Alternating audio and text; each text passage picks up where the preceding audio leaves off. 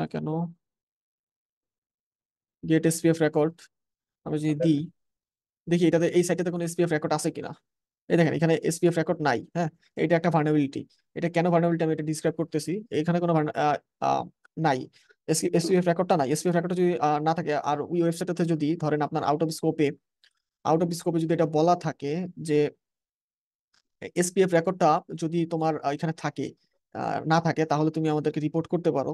তাইলে আপনার রিপোর্ট করতে পারেন। আর এই যে দেখেন এখানে কিন্তু আমরা এসপিএফ রেকর্ডটা খুঁজে পাইছিলাম, এসপিএফ রেকর্ডটা খুঁজে পাইছি, কিন্তু এটা আমরা যদি এখন সাবমিট করি, তারা শুধু আমাদেরকে একটা থ্যাঙ্কস জানায়। এই দেখেন এখানে কিন্তু এই যে missing email based practices SPF record একটা লেখা আছে এখানে। হ্যাঁ, এটা আউট অফ স্কোপে রেখে দিছে। যদি আমরা এটা এখন সাবমিট করি, তারা শুধু আমাদেরকে একটা থ্যাংক ইউ জানাবে, যেটা লাস্ট আমি যখন আমি হান্টিংটা করি বা হান্টিংটা শিখি, তখন আমি এসপিএফ একটা রেকর্ড খুঁজে পেয়েছিলাম। তারা আমার সাথে এই অবস্থায় করছিল, মানে তাদের ওয়েবসাইটে কোনো আউট অফ স্কোপ এটা ছিল না, কিন্তু আমি সাবমিট করাতেও তারা আমাকে ওইরকম কোনো রেসপন্স করে নাই। এই হলো কথা। আর এসপিএফ রেকর্ডটা কি এবং এসপিএফ রেকর্ডে কি ইফেক্ট পড়তে পারে, এটা হয়তোবা যারা অ্যাপ ডেভেলপমেন্ট ওয়েব ডেভেলপমেন্ট করে তারা খুব ভালোভাবে জানে। আপনার ইমন ভাই, ধরেন আপনার একটা ওয়েবসাইট আছে। ওয়েবসাইটটাতে ওয়েবসাইটে আমরা একটা ফিক্সড মেল করি না, যে অফিসিয়াল মেল আমাদের ওয়েবসাইটের, ধরেন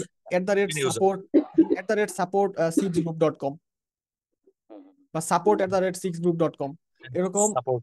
হ্যাঁ, বা সাপোর্ট বা ইনফো, মানে আমরা আমাদের ক্লায়েন্টদেরকে মেসেজ দেওয়ার জন্য যেই ইমেল করার জন্য যেই অফিসিয়াল যেই ওয়েবসাইটের যে মেলটা ইউজ করি ওইটা। হ্যাঁ, ধরেন আপনার এখানে এই এসপিএফ রেকর্ডটা নাই, তখন আপনার হবে কি, যে আপনার মেল দিয়ে, এই যে আপনার যে একটা মেল, এইটা দিয়ে আমি আপনার ক্লায়েন্টকে মেল করতে পারবো, বিভিন্ন মানুষকে মেল করতে পারবো, এবং ওইটাতে আমি ফিশিং লিঙ্ক যদি ঢুকাই দেই, তাহলে সে যদি ওইটা ফিশিং লিঙ্কে ক্লিক করে লগ ইন করে, সে দেখবে যে না, এটা সিক্স গ্রুপ থেকে করা হইতেছে, এটা সিক্স গ্রুপের মেল, এবং এটা সিক্স গ্রুপ থেকে করা হয়েছে, কিন্তু এটা আসলে আমার মেল না, কারণ আমি এসপিএফ রেকর্ডের এটা কিনি নাই, এসপিএফ রেকর্ডটা আমার আপডেট করা নাই। হ্যাঁ, কিটা তখন দেখা যায় যে অনেকের ইউজারের ইনফরমেশন, ধরেন আপনার ওয়েবসাইট, এটা সিক্স গ্রুপ, এটা আপনার ওয়েবসাইট। এখন আপনার ওয়েবসাইটে এসপিএফ রেকর্ডটা নাই, আমি আপনার ওয়েবসাইটে কিছু ক্লায়েন্ট খুঁজে খুঁজে তাদেরকে এটা পাঠাইছি, মেলটা পাঠাইছি। তখন বুঝতে পারছি। তখন ওইটা থেকে আপনার ক্লায়েন্ট যদি দেখেন যে না, আমি তো এটার সাথে কানেক্টেড আছি, এটাতে থেকে তো এই লিঙ্ক আসছে, সে যদি ক্লিক করে তার, ঢুকবে তখন। হ্যাঁ, এটা হলো এই কাজটাই আলটিমেটলি করা হয় এই এসপিএফ রেকর্ড দ্বারা। এবং এসপিএফ রেকর্ড দ্বারা আপনার মোটামুটি $100 মতো বাউন্টি পাওয়া যায়, যদি কোনো ওয়েবসাইট তাদের ইউজারকে নিয়ে কনসার্ন থাকে। তাহলে এই এসপিএফ রেকর্ডটা ইনস্কোপে রাখে 100 থেকে, আপনার 10 থেকে $100 মধ্যে থাকে, পাওয়া যায়। তবে এটা এত হাইলি ইম্প্যাক্ট করে ওই রকম না, কারণ এখন বর্তমানে যে বিশ্ব, তাদের ইউজারকে নিয়ে ওই রকম তারা মাথা ব্যথা করে না, তাদের ওয়েবসাইট ইনফরমেশন হলো মেন। তাদের ইউজারের কি গেল না না গেল ওগুলো নিয়ে তারা ওইরকম চিন্তা ভাবনা করে না, কিন্তু যদি ওয়েবসাইটে কোনো ইম্প্যাক্ট ফেলে, সেই জন্য এটা আর কি কিনে ভালো। আমাদের যখন এটা এসপিএফ রেকর্ডটা থাকবে, তখন এখানে বড় একটা রেসপন্স আসে। হ্যাঁ, খুব বড় একটা রেসপন্স আসে। আসেন দেখি, আমি আপনাদেরকে রেসপন্স একটা দেখানো ট্রাই করি। দেখি কোনো ওয়েবসাইট নি রেকর্ডের এটা কেমন হয়। এটা এটা দ্বারা আপনি মোটামুটি ওই এসপিএফ রেকর্ডটা, আপনার যে আউট অফ স্কোপে আছে না, ওই এসপিএফ রেকর্ড কিছুদিন আমি আগে একটা দেখছি, একটা ছেলে ওই এসপিএফ রেকর্ড আছে, তারপর ওইটা থেকে ভার্নাবিলিটি খুঁজে বের করে ফেলছে, এবং ও মেবি $500 মতো বাউন্টিও পাইছিল এখান থেকে। মানে আমরা যদি চাই, আমাদের কাছে প্রপার আছে, আমরা চাইলে করতে পারি, কিন্তু আমরা ট্রাই ওইরকম ভাবে করি না, এটা ঝামেলা।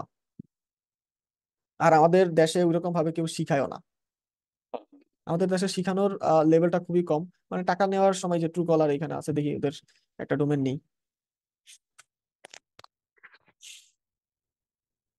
আমরা দেখি। এটা হলো কিটারম্যানের একটা ওয়েবসাইট, বুঝতে পারছেন ভাই, কিটারম্যান.com এর ওয়েবসাইট। এটা থেকে আপনি এসপিএফ রেকর্ড যেটা আছে এটা খুঁজে বের করতে পারেন, এবং এইটা ভ্যালিড, ভ্যালিড একটা ওয়েবসাইট। এবং প্রত্যেকটা আপনি যদি এইটা নেন, এই ওয়েবসাইটটা নিয়ে যদি তাদেরকে রিপোর্ট সাবমিট করেন, তারা আপনার যদি ঠিক থাকে সবকিছু, তাহলে অবশ্যই আপনাকে বাউন্টি দিবে, তারা তারা বাধ্য দিতে। দেখি কোনটায় এসপিএফ রেকর্ড আছে। আচ্ছা, আমরা গুগল.com দিয়ে সার্চ করি তো, দেখি। গুগল.com, গুগল.com, এই যে দেখেন, গুগলের কিন্তু এসপিএফ রেকর্ড আছে, এই যে হুম। গুগলের এসপিএফ রেকর্ড আছে, এই জন্য ওর এইরকম আসে, দেখছেন। এগুলা এগুলা খুবই কনসার্ন, মানে ছোটখাটো জিনিস থাকলে কি হবে, এগুলা দিয়ে অনেক কিছু করা যায়। এই যে যে ছেলেটার কথা বললাম, এই ছেলেটি এই যে লিঙ্কের সাহায্যে কিভাবে যেন ভার্নাবিলিটি খুঁজে বের করছে, কিন্তু টোটালি ডিসক্রাইব করে নাই। হ্যাঁ, হয়তোবা ও ভাবছে যে না, এই ভার্নাবিলিটি আরো অনেক ওয়েবসাইটে থাকতে পারে, সেজন্য ওইরকম ভাবে ডিসক্রাইব করে নাই, কিন্তু খুব ভালো অ্যামাউন্টের একটা ভার্নাবিলিটি পাইছে। এই হলো আমাদের পেসিভ রিকন যেটা আছে, ওইটার পার্ট।